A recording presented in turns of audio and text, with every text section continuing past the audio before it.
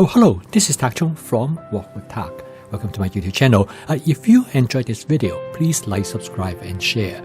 Feel free to write to me at walkwithtak@gmail.com if you have any question regarding to this video or any videos that I posted in the past. If you have any videos that you would like me to make, please let me know. Recently, a viewer wrote to me that she cooked a pork teriyaki with eggplant. Now, eggplant is also one of our favorite food ingredients. But she has a problem. In fact, she faced what she would call a bad situation. One of the main reasons is that because the pork starts to burn to the bottom surface of the wok. And the end result is that it leads to a wok with a lot of burnt debris. Now, this is extremely difficult to clean if you do not use a method which I'm going to show you in this video. So first of all, let's ask the question, is that why this happened? Now, she used a method called wet marination. What it does is that she used a soy sauce together with some sugar to marinate the pork. And she let it to sit for about somewhere between 1 to 2 hours before use it for cooking. And now she used the same method that I normally use called shallow frying. Basically is that she wants to create a crispy texture on the surface of the pork, so decide that she's going to fry the pork by one side first and then turn it over and to fry it the other side. Now, this method, which I normally use when I coat my meat with cornstarch, as well as sometimes with the Walk with Tak basic seasoning mix. The cornstarch will give the protein a crispy texture. And also, it will keep the protein moist and tender. And the method that using cornstarch is frequently known as a dried marinating. But the method that using here is referred to as a wet marinating, which you actually marinate the meat in such a way that will provide them with a more penetration into the meat. Now, the problem with this method is that because of the moisture that are present, first of all, is that you cannot sear the ingredient like you would normally do. And secondly, the soy sauce is going to cause a problem because the dark soy sauce contains sugar, and this will causing it to caramelize and consequently to burn to the surface of the wok. And for most people, they probably will abandon the cooking at this point and try to clean the wok and start all over again. But in my case, I have a solution, and because of this, I'm going to continue to cook with the eggplant. Now, the eggplant that I use here is the eggplant refers to as the Asian variety. Sometimes they call it Chinese eggplant, but occasionally they also call it Japanese eggplant. It is quite different from some of the eggplants which are known as the American Beauty variety that you will normally find in the supermarket. Now, eggplant sometimes is difficult to cook. Now, in here, the efficiency of the cooking the eggplant is greatly reduced because of the burn material at the bottom of the wok. As you can see here, it looks worse as time goes on. It actually burns even worse. So the key is that I need to figure out a way to remove this burn material while I was cooking it. But the thing that I'm going to continue to do is that I'm going to add cooking oil as I'm doing the stir frying.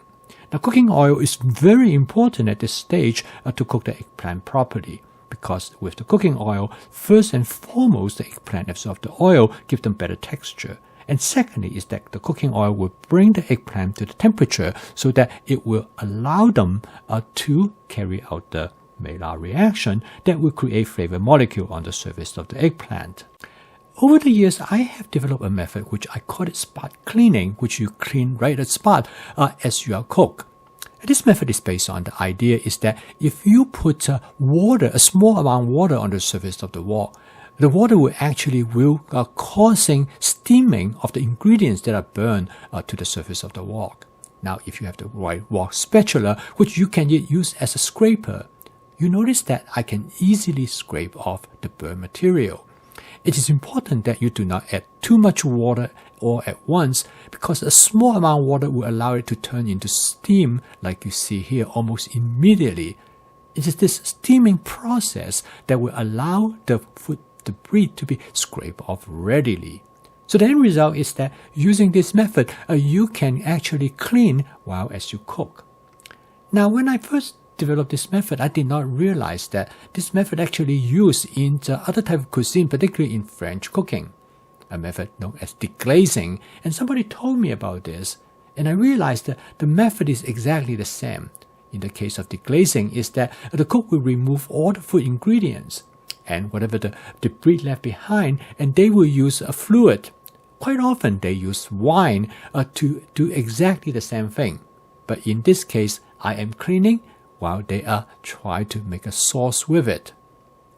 Now the next step is that I'm going to combine the pork together with the eggplant. And then I'm going to season it first with oyster sauce. This will create the teriyaki flavor that I'm looking for. Oyster sauce is very flexible when you combine it with hoisin sauce, which also have high umami value. But hoisin sauce also contains other spices such as the 5-spice powder, and it creates the type of flavor which very much resemble a traditional teriyaki sauce. Now, different people have different preference for the teriyaki sauce, and this is the beauty of this method because you can make adjustment accordingly. Like in this case, I'm going to add some additional sugar to it because my son loves teriyaki sauce that is on the sweet side. And so adding sugar will allow me to control the flavor of the teriyaki. And instead of adding hoisin sauce, sugar will give it a more, I would call it, strict sweetness. Okay, now the dish is almost done. I'll actually turn off the heat and I add a little bit more water to it just to create a light sauce. Now flavoring the teriyaki dish is very much exactly the same. I use oyster sauce in combination with hoisin sauce, with sugar. Sometimes I will use a little bit soy sauce as well. And you can adjust the flavor the way how you like it. For example, you can add some hot chili pepper flake to give it a slightly spicy flavor. Some people really like that. The most important thing is that when you switch to different kind of proteins, probably the understanding of the property of the protein is very important, because the way how you cook chicken is going to be slightly different how you will cook pork, beef, lamb, or shrimp. And by knowing some of the way how the protein will react will allow you to create much better dish. Okay, now the dish is done. This is a good example of a combinatorial cooking. Lastly, but not the least, I'm going to garnish the dish with some sesame seed. Now, garnishing turned out to be a really important way to enhance both the nutritional quality as well as the flavor and texture of the dish. And you can use many different garnishing strategies depending on what you have available on hand. Okay, now the dish is done. When I served this dish, my wife, the first thing she said, "Oh, the dish tastes a little bit smoky." Well, it's almost like grilled because of the burnt material that I'm able to retrieve from the bottom of the wok. As you can see here, we both enjoyed this very much. And we finished the dish completely, and there's not a single piece of scrap left. Now here what I have demonstrated to you in this video is that how you can clean the wok, otherwise it would be extremely difficult to clean because of the burnt debris on the surface of the wok. This is the beauty of a stainless steel wok. You can clean it so efficiently, like in here, by using the spot cleaning method. This wok is basically almost completely clean. Now, without this method, cleaning it will be quite challenging. Now, when I take it to the sink, I'm going to first clean up whatever the loose debris on the surface by using my wok whisk. There are really no other more effective way to clean the wok other than the wok whisk. In the beginning, I really do not understand how to use the wok whisk because the way how the shape of it, now I understand, is you actually use the edge of the bamboo to scrape off any debris on the surface. As you can tell, it worked very effectively. And then the next part is that to finish off, clean off whatever that is not able to scrape off readily with the wok whisk, I use a scrub sponge. The scrub sponge I use is a Scotch-Brite scrub sponge that made by 3M. When you combine these two methods, you can clean a wok to spotless conditions using these two approach in less than 2 or 3 minutes. I post a video each day, to help you to make home cooking as part of your daily routine using my fast cooking system, which stands for flavor chasing, advanced prepping, stir frying, and template-based cooking. If you'd like to learn more about this cooking system, please subscribe to this YouTube channel.